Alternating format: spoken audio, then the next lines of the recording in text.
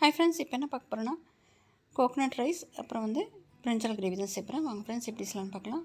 ஒரு பாத்திரத்தில் ஒரு 3 குழிக்கரண்டி ஆயில் விட்டுக்கோங்க. கீயும் விட்டுக்கலாம். சோம்பு, தூள் கரம் மசாலா சேர்த்துக்கலாம். வெங்காயம் சேர்த்துக்கலாம்.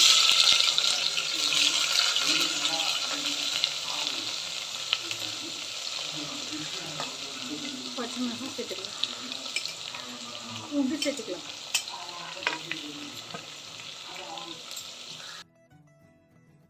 டூ கப்ஸ் ரைஸுக்கு 2 கப்ஸ் வாட்டரு, 2 கப்ஸ் தேங்காய் பால் சேர்த்துக்கலாம். கோகனட் மில்க் சால்ட்டு சேர்த்துறேன். கொத்தமல்லி புதினா சேர்த்துறேன். ரைஸ் சேர்த்துருவோம். சீரக சம்பா ரைஸ். நீங்கள் பிரியாணி ரைஸ் வேணுன்னா சேர்த்துக்கலாம். நல்லா கலந்து விட்டுருங்க.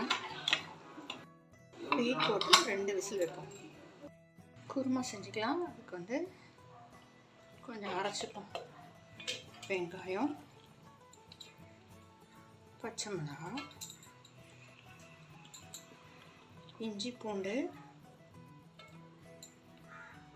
தேங்காய், 4 முந்திரி இதையும் அரைச்சி எடுத்துக்கலாம். பெசகசா இருந்தாலும் சேர்த்துக்கோங்க. பூண்டு,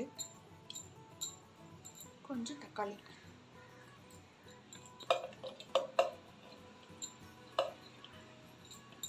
தூள் கரம் மசாலா சேர்த்துக்கலாம்.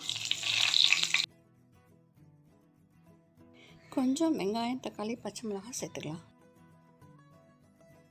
மிளகாய் பொடி, காரப்பொடி, கரம் மசாலா பொடி எல்லாம் சேர்த்துக்கலாம். 4 கத்திரிக்காய் தான் இருக்குது. வேணும்னா சேர்த்துக்கோங்க. வெங்காயம், தக்காளி, இஞ்சி, பூண்டு எல்லாம் அரைச்சோம் இல்லையா, அதெல்லாம் சேர்த்துக்கலாம். நல்லா கொதிக்கட்டும்.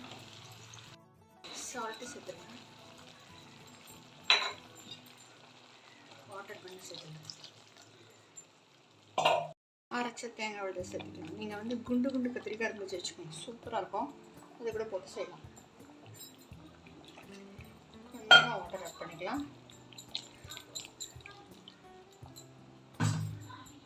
எவ்வளோ அருமையாக சூப்பராக டேஸ்ட் பாருங்கள். இது நம்ம பிரியாணிக்கெலாம் கூட வச்சுக்கலாம். சூப்பராக இருக்கும். நீங்கள் குண்டு குண்டு கத்திரிக்காய் போட்டு செஞ்சீங்கன்னா இன்னும் கூட சூப்பராக இருக்கும். சர்வ் பண்ணலாம்.